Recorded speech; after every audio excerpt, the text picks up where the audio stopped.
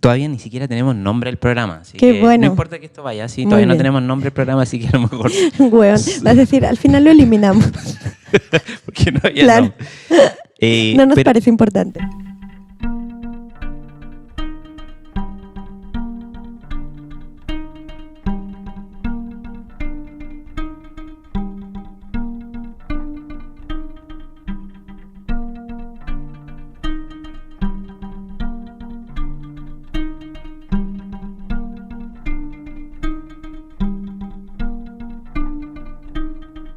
Este episodio llega por supuesto gracias a CrossFit Santiago, el primer centro CrossFit de Latinoamérica, con 10 años aumentando el rendimiento y salud de las personas desde el primer día.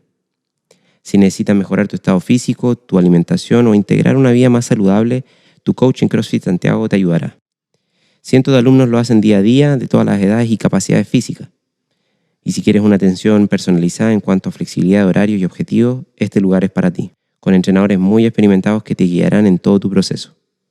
Y la mejor parte, puedes probar una clase totalmente gratis escribiendo a info@crossfitsantiago.cl. Este episodio también es gracias a Escuela de Coach Dosis. Dosis es un centro de formación de entrenadores, liderado por coaches y docentes experimentados en diversas disciplinas. Su notoriedad ha explotado en el último año y viene en un rápido ascenso debido a un mercado emergente, a mucho menor precio que un formato tradicional de escuela. ¿Por qué? Porque en vez de tener una malla rígida y restrictiva, tú personalmente vas armando tu malla según los cursos que más te interesa tomar. Se trata de estudiar de manera más inteligente y estratégica. Los cursos disponibles van desde coaching, nutrición, diseño de entrenamiento. Son teóricos y prácticos, lo que te permitirá acortar el tiempo que toma encontrar oportunidad laboral. El calendario de cursos está activo todo el año. Averigua más en escueladecoach.cl. Bueno, tengo que mencionar que nosotros somos primos Ujú.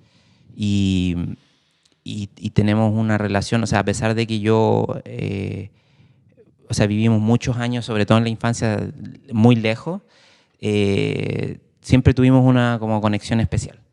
¿Ya? Y ¿cuándo fue la última vez que nos vimos? ¿Tú te acuerdas o no? ¿Previo ahora? ¿10 años? Sí, 10 años. No, 8 años. no. 30 años. No, nos vimos, yo recuerdo que nos vimos en México. Ah, que es verdad. justo que coincidimos de que, Que tú ibas Tú- de visita y yo también. claro, de hecho yo andaba de trabajo. Ajá. Andaba de trabajo y no nos pudimos ver así como mucho rato Ah. porque estaba en un tema de Los gringos. unos cursos de CrossFit. Estaba trabajando para CrossFit en esa época, entonces ahí nos pudimos ver un par de días y todo, y tú andabas de visita porque tú eres mexicana, pero no vives en México actualmente. No. Entonces cuéntanos dónde estás viviendo y a qué te estás dedicando hoy día. Bueno, yo vivo en Barcelona desde hace más o menos 8 años. Yo estudié medicina en México. Siempre supe que quería ser doctora desde los 13 años, aunque nadie me creía, porque 13 años eres una niña y no tienes las cosas muy claras. Bueno, estudié en México, lo cual fue un poco difícil porque la educación en México, la gratuita y sobre todo en la época que yo empecé, era muy difícil ingresar a la universidad pública viniendo de una escuela privada, que yo toda la vida estudié en una escuela privada. Entonces, sobre todo porque tenías que dar una prueba y medicina siempre es la de más puntaje, ¿no? Entonces yo di la primera prueba para entrar y no pude acceder. Y entonces, bueno, ahí fue la depresión, el primer golpe. Y bueno, o sea, yo no quería perder tiempo y tal, tanto que empezamos a ver la opción, como mi padre es chileno, de venir a Chile y estudiar aquí, intentarlo también, o irme a Cuba. O sea, intentarlo por todos lados para que yo no perdiera nada y empezar ya a estudiar. Bueno, todo salió bien y yo quedé en México en la segunda prueba que di, en la mejor universidad y de la cual estoy súper orgullosa y que me ha abierto todas las puertas de después. Y bueno, terminé ahí la carrera y tal. Esa es UNAM, ¿cierto? Esa es la UNAM, exacto. La Universidad Nacional Autónoma de México, que es la más importante hoy en día todavía de México. Y bueno, yo terminé en el 2010, me parece. Sí, 2010. Ya todo bien, tal. Cuando salí, No tenía, la verdad, no tenía muy claro. Yo sabía que quería una especialidad, pero yo estaba muy quemada. Los últimos años en medicina se hace un año como de retribución a la sociedad, que es como comunitario, y otro año que se llama internado, que precisamente estás internado en el hospital. Comes en el hospital, haces 24 por 48, vives en el hospital todo el tiempo y además la exigencia y las horas de trabajo son muy, muy fuertes, muy grandes. Te pones en un tanto que te pones a elegir entre comer y dormir. Entonces yo ese año quedé muy quemada y muy desilusionada de todos los déficits de salud de mi país, no sabía qué hacer. Y entonces en una de esas, un congreso, no recuerdo bien qué, conocí a un médico que yo le dije, porque siempre he tenido las cosas claras y más o menos lo que mis planes, y de hecho soy una mujer de planes, me gusta tener todo organizado, no cuadrada, pero me gusta tener metas, ir fijándome metas y cumplirlas a medida de lo posible. Y bueno, yo estaba con esto de la decepción, tanto trabajo, estaba quemada, tal, que le comenté esto a un médico que conocí en un congreso. Y le dije, es que no quiero hacer la especialidad aquí, pero no me quiero quedar como médico general, porque como médico general hay muy poca salida, está muy mal visto, cada vez menos, tal, no sé qué. Y me dijo, pero yo no quiero hacer una especialidad en México por la paga, las horas, porque es como lo mismo del internado y peor, ¿no? Y ya vas teniendo más edad y quieres independizarte, entonces se vuelve más difícil. Y él me dijo, vete a España, prueba en España, España está muy bien, no sé qué. Y bueno, a mí una ciudad, yo ya había visitado España, había estado ahí, y una de las ciudades que siempre me gustó, y además también en parte por el fútbol, era Barcelona. Era Barcelona. Y entonces dije, bueno, pues vamos a Barcelona. Y entonces me puse a ver maestrías, porque era la manera como más fácil de llegar, sobre todo por papeles y todo eso, vamos a ver una maestría. Y además también tenía el acuerdo con mi padre, mi carrera fue gratis. Entonces me dijo, si no te pago la carrera, te pago una maestría después y quedamos. Y chao. Okay. Y entonces ese fue el acuerdo, ¿no? Entonces así fue. Encontré el máster que quería hacer, que era un poco... Yo estudié medicina por salvar vidas, que yo sé que es un cliché y que todo el mundo dice lo mismo, ¿verdad? Pereza escucharlo. Sí. Pero la verdad era lo que yo quería hacer. Pero después de toda esta historia, tal, el máster que conseguí era un máster de medicina estética. De Botox, estas cosas, ¿no? Que era no cirugía estética, era medicina estética, que es poco invasivo y tal. Bueno, entonces ya empecé a ver, moví los papeles.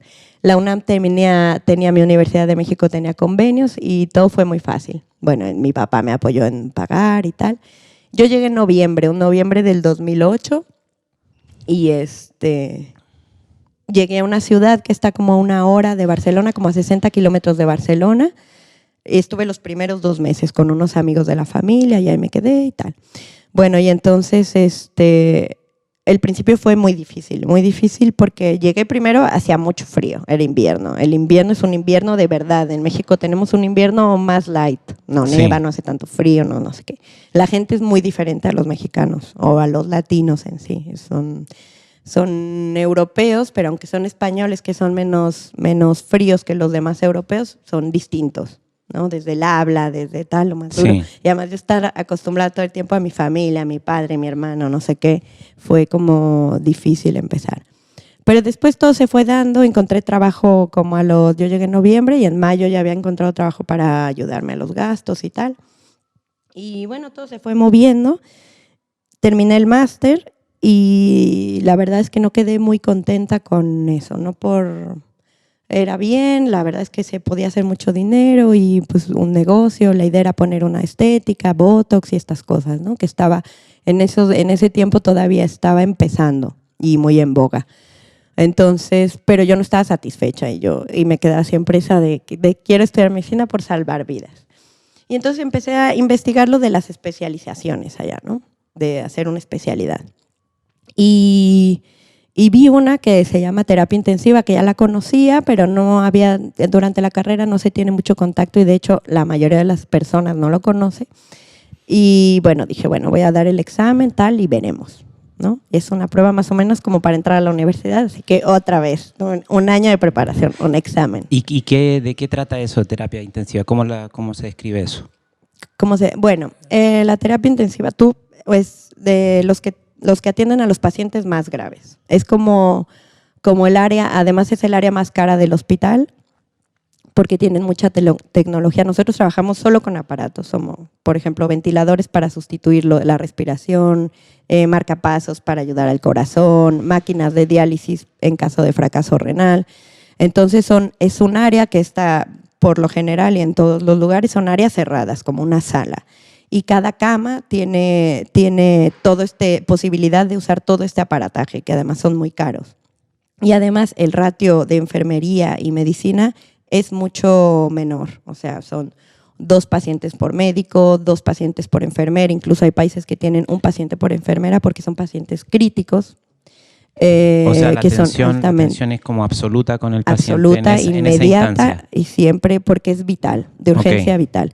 Entonces es el área donde vienen los pacientes que vienen muy graves y que en la sala de emergencias o urgencias, depende cómo se le llame en cada país, se llama diferente, no tienen ni los conocimientos ni el material para ayudar a ese paciente. O sea, salvarle la vida o lo que le esté pasando que lo está matando. O sea, entonces, de alguna manera ahí te acercaste aún más al tema de salvar vidas, porque igual, claro, la medicina abarca tantas especialidades que no todas se relacionan estrictamente con salvar vidas. No. Ok, entonces ahí empezaste a preparar la prueba. Empecé a preparar la prueba, que es un año, bueno, más o menos hay 6 meses, bueno, cada quien la prepara, pero por lo general la gente lo prepara a un año. Es un año que tienes que preparar la prueba, o sea, es todo el tiempo y entonces te meten porque es una cantidad impresionante de cosas que estudiar. Tienes que estudiar aproximadamente 8 horas al día, entonces con esto no te da tiempo de nada. Comer, yo sentía que perdía el tiempo, estoy perdiendo tiempo de estudio. Leía en todos lados. Siempre me ha gustado hacer ejercicio, entonces yo me llevaba cosas al gimnasio para leer. No salía, no nada, estaba amargada. Fue un año horrible también porque estudiando, pero yo, porque ya me había fijado esa meta y quería llegar. Y ya por suerte salió, pum.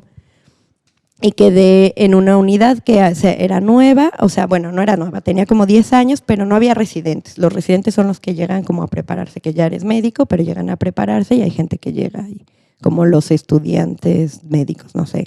Uh-huh. Entonces estaba muy bien porque acababan de empezar, era un residente por año y tenían solo una residente. Entonces yo sería la segunda. O sea que todo es para ti y la otra. Perfecto. Excelente. Sí, excelente. Y entonces súper bien, la verdad es que llegué y bueno, tenían así, a ver, al ser mexicana, ¿qué tal? No sé qué, porque nos siguen viendo como no sé, que los latinos somos un poco más flojos, tenemos un poco de medio mala fama. tercermundista. Exacto. Y entonces, bueno, la verdad es que a mí nunca me ha pasado nada, nadie me ha discriminado ni nada, pero sí siempre llegas a presentarte, ¿no? A que te conozcan y siempre estás como en la mira. O sea, tienes que rendir más de lo que... Claro, al ser inmigrante en otro país siempre tienes, y más de un país tercermundista a Europa tienes que tal, ¿no? Bueno, claro. Tal, no sé qué. Y además que estaba el catalán, pero bueno, en el momento que yo empecé la especialidad yo ya sabía catalán. Por el máster, que la gente lo habla y lo escuchas, lo ves en las noticias, es muy tal. Y entonces, bien. Y ahí, claro, o sea, lo que tú estás diciendo en el fondo que hay un idioma del que probablemente aquí en Latinoamérica no sabemos mucho. No. Entonces, ¿cómo es eso? Explícanos así. Bueno, en Barcelona es parte de una comunidad autónoma de España que es Cataluña. En Cataluña se habla catalán, que es otra lengua que es una mezcla entre español, podría decirse, muchas palabras que se parecen al francés, un poco incluso italiano, inglés, como una sopa de lenguas, que ellos han querido preservar mucho tiempo y que de hecho ahora están en un momento crítico de querer salvarla y de hecho independizarse de parte de España, que nunca se han sentido españoles, y que ellos sufrieron mucho durante la dictadura de Franco porque Franco les prohibió hablar catalán, incluso no podían reunirse más de 3 personas, todo lo quitó, el catalán se prohibió. Al salir Franco, que Franco salió más o menos hace 31, 32 años me parece, no tiene mucho tiempo, el catalán volvió con toda la fuerza, porque la gente, no podías ni hablar en tu casa, bueno, es lo que cuentan, no podías ni hablar en tu casa porque te multaban, te llevaban preso, estaba prohibido. Y Franco odiaba a los catalanes. Entonces, bueno, cuando se fue Franco, el catalán volvió con toda la fuerza del mundo. Y ahora es una cosa que tienen que a mí me parece súper respetable mientras no se use como cosa separatista y discriminatoria. Pero hay escuelas que tienen 60% de catalán, todo es en catalán. De hecho, ahora están luchando porque el cine se traduzca a catalán, todo se dobla, ya las películas se doblan casi todas, tal. Entonces, que todo se traduzca, todo esté catalanizado, todo, todo, todo. Entonces, bueno, es una lengua, la verdad es que es bonita, no es muy difícil, en parte se parece al español. Entonces, fue fácil aprenderla y todos los días escucharla, pues al final se aprende. Yo la verdad es que no lo hablo más que con los viejitos y porque no hay necesidad. Yo me expreso mejor en mi idioma como cualquier otro, pero si hay necesidad yo lo puedo hablar, incluso escribirlo bien. Y bueno, por eso no he tenido ningún problema en ese respecto. Y bueno, ya hice la especialidad. La verdad es que me tocó un equipo de profesionales y personas increíbles, excelentes, que al final pasas más tiempo en el hospital que en tu propia casa y se vuelven como de tu familia. Yo incluso los quiero, los estimo, saben, se preocupan por mí, dónde estoy. Al yo estar sin familia, ya ellos se formaron parte de mi familia, siempre están pendientes, no sé qué. Y te digo, pasamos muchísimo tiempo juntos, entonces nos conocemos y al ser, las UCI son unidades cerradas, son salas cerradas. De hecho, no puedes entrar, la gente no puede entrar, tienes restricción de visitas, no hay familiares, tienen horario de visita de familiares. Y bueno, al vivir todo el tiempo con estas cosas al límite, en el límite de la vida, la muerte, vemos casos horribles, a veces muy bonitos, a veces tenemos historias muy tristes o largas o lo que sea. Estás mucho en contacto con las emociones, tanto tuyas, de la gente, las ideas y todo esto. Claro, ahí yo quería detenerme un poco porque tú en un momento mencionaste el hecho como de las diferencias culturales y de clima, de hecho, así como puntualmente entre Barcelona y México. ¿Y cómo cómo para ti fue como esa separación con México? Porque yo conozco la cultura mexicana y es una cultura así súper arraigada, fuerte, como que el mexicano es mexicano donde esté parado en el mundo. ¿Y cómo fue eso? Porque tú mencionaste el tema así como de tantos años estudiar y un año entero estar estudiando 8 horas, 10 horas para un examen en un lugar donde no estás totalmente habituada, donde me imagino hay un gran componente de soledad. ¿Cómo manejaste, cómo fue al principio eso y cómo ves que terminaste evolucionando incluso con la idea de quedarte mucho tiempo en Europa? El principio fue horrible, súper difícil. Los primeros 6 meses fueron los peores, recuerdo, porque yo, además de súper mexicana, súper de la comida, de la cultura, soy súper familiar. Entonces esa fue como una ruptura, pero al final fue una cosa que yo quise. Y de hecho mis padres muchas ocasiones me dijeron, bueno, pero es que vuélvete, ya está. Pero para mí volver era como, o sea, fracasé, no puedo. No me lo podía permitir. Entonces, el principio fue muy duro, pero después las cosas se fueron dando. Por suerte, la verdad es que siempre tuve suerte, nunca me fue mal. Siempre conseguí, no sé, al llegar vivía a 1 hora de Barcelona y yo quería vivir en Barcelona. A los 2 meses me pude ir a vivir a Barcelona, encontré trabajo muy fácil y conocí gente muy buena. De hecho, tengo amigos más de venezolanos y colombianos y 2 de las personas que conocí aún son mis amigos, que se llegan a ser, que son también inmigrantes, que son también jóvenes, que son gente de... Hay mucha conexión. Exacto, entonces que llegan a formar parte. Entonces tú vas haciendo tus vínculos y buscando tus necesidades. Y aprender a estar solo, eso es lo más importante. Que al principio aprender a estar, la soledad es muy jodida si no la sabes llevar o nunca la has vivido. Yo nunca la había vivido porque nunca había estado sola, ¿no? En realidad. Y ahora tanto, el principio fue muy difícil estar sola porque además ni cocinar, yo no era un inútil, o sea, no sabía vivir sola, no sabía hacer nada sola y era súper dependiente y no te das cuenta hasta que tienes que ser independiente, en todos sentidos, emocionalmente, económicamente, de todas formas. Entonces, bueno, eso es muy difícil, pero si tienes alrededor, primero tienes que tener una meta clara y un sueño y después tener gente alrededor en la que puedas... como apoyarte y que te apoyen y saber que están ahí. Entonces, esto fue lo que pasó conmigo y después yo, la verdad es que amé la soledad. Ahora necesito estar sola y a veces no puedo estar con todo el tiempo con gente porque yo me gusta estar sola. Claro, hay un concepto antiguo que como que hace la diferencia entre la soledad y estar solo. Y el estar solo se relaciona a algo más como, incluso como una opción, como una manera de vivir, una especie de meditación de vida. Y mientras que la soledad es como la tristeza de no estar acompañado o de no sentirse satisfecho, porque soledad uno puede sentir estando lleno de gente alrededor. Claro. Lo otro Es que verdad. me quería detener así, que siempre me ha llamado la atención el tema como la manera que está estructurado el trabajo de la medicina, o sea, como el tema de los turnos, tú hablabas de ese 24-48. ¿Cuál es la razón de ser de que sea estructurado así? ¿Hay algún fundamento detrás? La verdad no tengo idea. Supongo por la necesidad de primero tienes que tener médicos todo el tiempo, ¿no? 24 horas, todos los días, porque pacientes no tienen vacaciones los pacientes. Y dos, en la mayoría de los países, yo creo que solo en Estados Unidos y en Inglaterra hoy en día están prohibidas las 24 horas. A mí me parece una estupidez. O sea, lo hacen para que pases menos tiempo. Es mejor pasar 24 horas en el hospital que estar yendo todos los días 12 horas o no sé. Supongo que por eso lo habrán hecho, pero es una cosa que tiene muchísimo tiempo de existir y de hecho pero a mí me parece fatal porque incluso nosotros tenemos un dicho: a partir de las 3, 4 de la mañana, tú maquina. Maquina, salva la vida, tapa el bache, que llegue el otro a pensar mañana, porque no puedes pensar a esa hora. Claro. No puedes pensar a esa hora, imposible, el cuerpo no puede.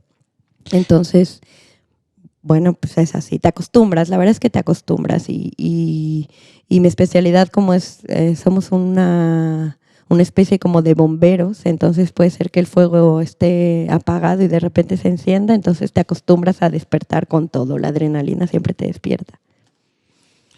Y ahí también en algún momento mencionaste algo de como con los abuelitos, tu relación con los abuelitos en relación a como pacientes, ¿cierto? Sí. ¿Cómo ha sido tu relación con esa edad, con ese tipo de pacientes? Bueno, en mi especialidad es difícil porque nosotros primero al tener un número ilimitado de camas, tenemos un límite por decirlo así, tienes que escoger a tus pacientes, a quién les vas a dar la oportunidad de estar en esa unidad, porque son una unidad privilegiada del hospital, porque no hay más. O sea, pon tú, la UCI en la que yo trabajo tiene 10 camas y hay 10 camas. Entonces, con los abuelitos pasa una cosa, que tú tienes que saber que la vida se acaba en algún momento y la gente está cada vez menos preparada. Nadie estamos preparados para la muerte. Entonces, con un joven nunca dudas, ¿no? Nunca dudas en ingresarlo, tenerle y hacerle todo lo que... Tiene la prioridad. Lo que toque, exacto. Pero cuando llega un viejito es más difícil, porque hay viejitos que están súper bien hasta que dejan de estarlo. Entonces hay que decidir, hablar, ver la familia, ver cómo está el señor. Entonces es muy difícil yo llegar y decir, bueno, pues hasta aquí. No significa matarlos ni nada de esto, pero sino no darle el acceso a una unidad de cuidados intensivos, sino a un tratamiento habitual. Me imagino que has tenido alguna historia. Muchas. ¿Y alguna que puedas compartir en relación a eso, así como a una decisión difícil o a lo mejor no, a lo mejor algo que tú sabes que tomaste una decisión correcta en relación por quién optar? Bueno, es que todos los días tomamos esas decisiones. Ya. Al final te acabas acostumbrando y como que empiezas a tener ese olfato, lo que es la medicina, que tienes como ese olfato o ese tal. Pero la verdad es que te das cuenta. Primero, hay dos cosas que me han servido muchísimo en mi profesión, que no recuerdo ni qué profesores me las enseñaron, pero siempre me dijeron: trata siempre a los pacientes como si fueran tu familia.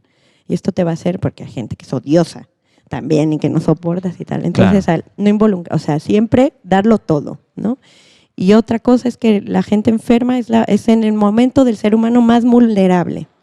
O sea, no puedes, es una persona que necesita cuidados, apoyo, tal.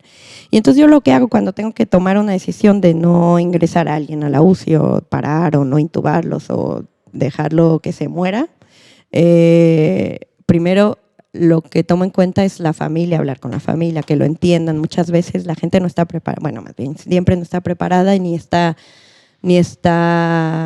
no sé, lista, por decirlo así. Y la otra es que no sufran. Para mí es súper importante que la gente se vaya sin dolor y tengan una muerte digna y Y entonces te das cuenta que la verdad es que dándole tiempo y explicaciones que puedan entender a las personas, siempre van a estar de acuerdo contigo y contentos. Yo tengo gente que me ha agradecido después de sedar a alguien para que se muriera o algo así, que no sufriera. La gente va y te agradece y tú te quedas con la sensación, bueno, no me agradezca porque no hice nada, ¿no? Porque mi trabajo es salvar vida.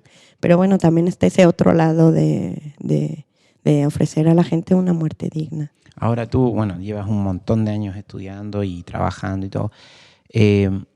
¿Cómo ha sido tu perspectiva tu relación con la muerte? Porque, o sea, tienes una relación directa con la muerte casi a diario y es algo a lo que un ciudadano común y corriente ni se imagina. ¿Cómo ha sido esa evolución? O sea, ¿ha sido muy distinta desde que empezaste a estudiar o más o menos tú sabías desde un principio que todo esto iba a involucrar estos temas? No, la verdad es que no tenía idea y nunca lo había pensado y no me hubiera imaginado cómo estaría en este momento. Y ha marcado mi vida, la marca todos los días. La marca todos los días porque cada vez me preocupan menos cosas. O sea, banalidades que tú ves, ¿no? Nos preocupamos de banalidades, sufrimos por banalidades. Te das cuenta que yo hasta que no esté a punto de morirme o fatal, la verdad es que, o mis seres queridos, la verdad es que lo demás me importa poco. No, me preocupa poco, más bien. Vivo sin preocupaciones. Mis preocupaciones son mis pacientes y mi gente que tenga salud y ya está, lo demás siempre se puede resolver. O sea, te preocupa o te ocupas de las cosas que son más esenciales y más importantes. Claro, sí. Es un poco así, uy, no, dale ahí. Pero bueno, por eso te aprendes a valorar más las cosas que importan. Ahora, bueno, para mí. Claro, o sea, tú hablaste de como tener metas y todo eso. Eso yo creo que tiene que ver con también ser estructurado en términos de qué cosas haces diariamente como para poder...